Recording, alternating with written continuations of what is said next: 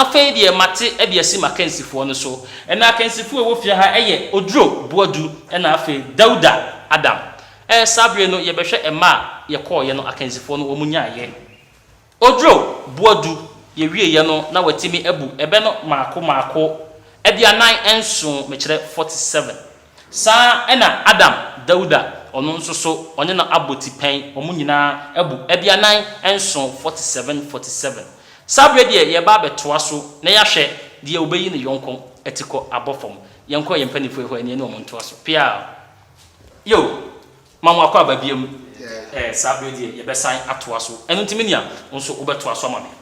nso anya patafo ne twa de kwan kompa to bi ato ono no to ne wura kwansem di fochi ada nso dada ntimi na oda nchem akokɔ batan so huru treja no hu ne kwase awaye otete tasuo di sidan a ebubo akokɔ na na so tiaba akobatan na etiaba ne nkumba abwa akokɔ eni de enti na owura ne dada mu a na wakunturu ne mu enye se ne ti bepem tira so o kɔ tintin bi na wote sa akokɔ bia bon a man wadwe se wadukuro no so ebia na oda kontinu bi no ma so abwa akokɔ obon de oni kɔ adwuma omanfa ne mafie akɔba de so ni ma de kye nso da otie fi onwura no abwa akokɔ wase ni kohyia ni tirim asem de onim na ni kohyia asem de onim akokɔ kro ye oda okosua nson so a onkan kan akokɔ a wo kohyia etise tumi ekuro nsam a wan kuro mo de frito wa abɔ ba bia kosua gu no ne nto bo mfa ho sanatie sanatie do akokɔ ba obehuni no no nya babesre mo sane bo fred de ana ba dasie o tina du fa che so du bo fra wo to fo wa no so fo fa sanatie oba ni se afe ento na wale ase no otuba nchi a wonua ba cho wato petutu papa yi edikaka to asoma ba man sinso ma asa no aham ensuo fo wa hu ndua na ho ha na na no ayaka mo ewiemfo de da sa no pa no na mo pa nwumra de ensuo bi yire na ebu fo ba bia manfo bu na ensuo jan ewiase ama ne hu nti ne wo abofra to ha ye bobena ensuo bi yire ko bodiem obu baby ensuo bi ye be ya ensuo yire na se mane fo ba bia manfo bu na ensuo jan ensuo bi a no ye dai o yesu bonte de hye mo eya mo fam to aso na nto aso obi wo ha wote ho a wo kase ya ndinga bebu mienu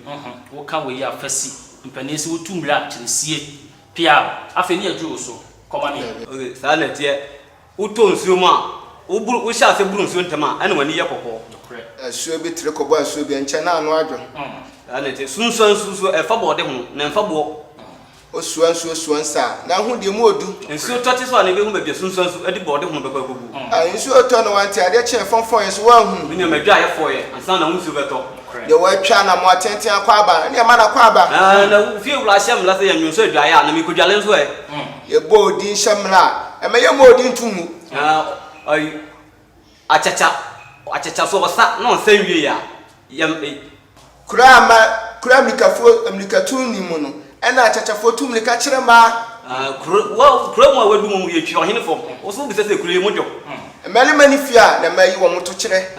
fia mema ni mu so eno so na ebu mu ma yi ache oba oso ne to kire ni kuna ade nsisi na yina no mo ta oba so totu a eturbe madam ne de mampa sanatie sebi oba tontorwa no mo tomeko no yamfa so a na mfa so no ye wabo sanatie ye dia di biem ana mo ho okaye oba so tontorwa no nto atuduro ukodwa mienu a na hu de eba na bia ye hwe de tu aya no anke ye nwe na mo no ana se be ma wonu makonhoma bo no se ebia medi obofo so de wonu ma bo ayalfo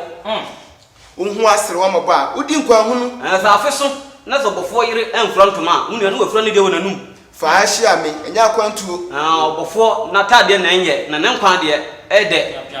kro oho bo hu bo nkwan a defri kro mani sanati anomanity force afidie yi ne ntentenwa sanati anoma obi bi ni abobonua ka beto akuma ma no efisa adua na ode na no bomu no obere wa obi bi so na bo so panka obeche no wa hyere yomu apontatia ne nsa nhia wonyina asude bia woforo unyanda adaje dwa abontatia so hu na koma otwa ensuo nyina ko gina popo so ana ase odanchem sa na no po danchem ko ya so ya wo danchem ba den anu nipo go ko pesu do so dua no pomo enye ensu a wo na atwa anya twe no ye ntwa enkotu burube ye tietia ensu fim ya kwasa papa ye ensu a ba no so de unu ye hwe nchen obi ni kansu ma homache ense su fim mafie adwene so ntonsu mkosiada ame yan kwahwe mpa no dwa aba fra ni fia na empanifo ompo nkonkon akwala ni madwane na oni masuma panyin ni fie na akra pese se akro musuo soma ebutu di ti so bodiem yemra wo be na wo bu ya se na wo be ase pam twere ba ho na se ye pegya ne peni anwane a akwala so nwane samampa ene to ne badin kukuban so woteku a wo de beto adra nke yen ne se adomako akikira be abe opene nkwa na ode no bata dum abe metumu wanya abemu a wo be yedomu otete han ade boka hire so abemu a apempem etutokro abemu so firisuru betofo ma wanya hwe kula wanya ntomafura otokopa ekron wachira hu kofa kotokro mienu hia nso a ba kopan obi mfuru jamasoro emetwa kotokro wofom ebube na atebe ehia yansene so Abebue wase me honya fa nsu de bia oti ampanifo ano wuni wa obesin yesen na wodi besin akwase yi e wasrem Abebue wase de ohia se wotwa meto ade aka nyina se obefeme achimfa ketechira fran ose oponsramen ne dua be nso no begina na ne krama bo abusu a ne nisuo epe wani aseda woni krama powire mu so onde safoa nso ba na wadi kan ofie onisuo wani ase nisuo enti se bula enso ensada ade na ato menam si huma me man kasa fa me hunu ya ben dompa ko twamansa wa wiata no abo kraman obotena wanyanyam tuo de to ni uyi nso ani na de kire no dia na se de wonu ntekuma wanta sintonko emla na nse mu ne bantekuma no wo de oso na katechiwa o be ma fura bonten be hingu abont ba ma furu fie be hingu abonten a enya kwanda na yesotoro abo apan o se tire sinse fom no ehu hia ne che o benjata na wa fe osi a wo chia wuti apan ayi na kwansere wo dan kwan mu na wa fe wo sen anya bia mekuna ku wani no ena ye wo ya anasa nkyene na so bu sen ase no ena ye wo de atente hu atua wo to a yemfa nkurija so abo wo toche e de koma abo apan so to abo so de e de da nase hwame bosom ma me enya akom owo so de we osiko no sa na osida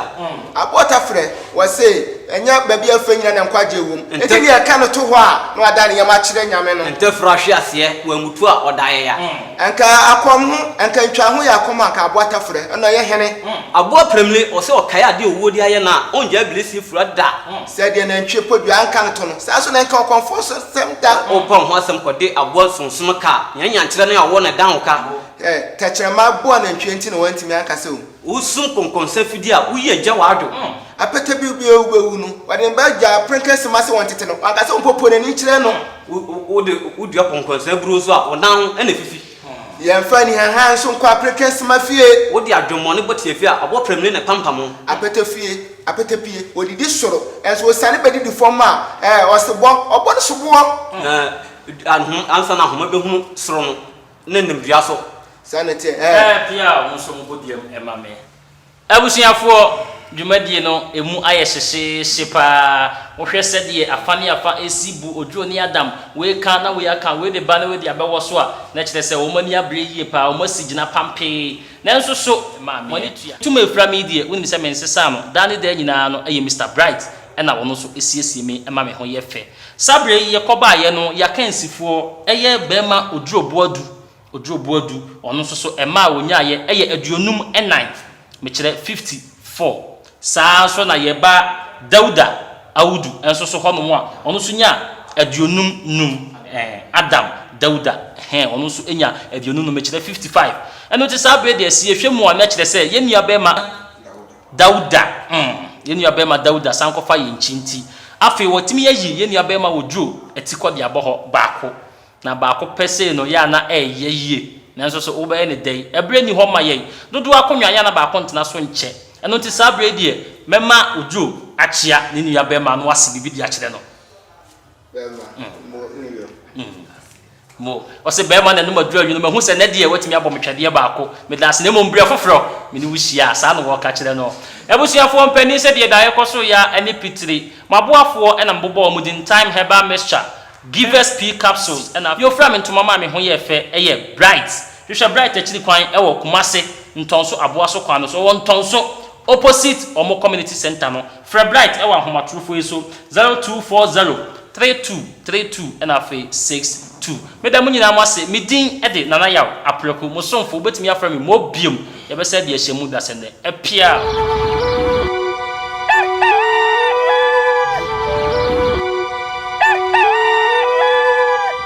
Nyansapo when in a wow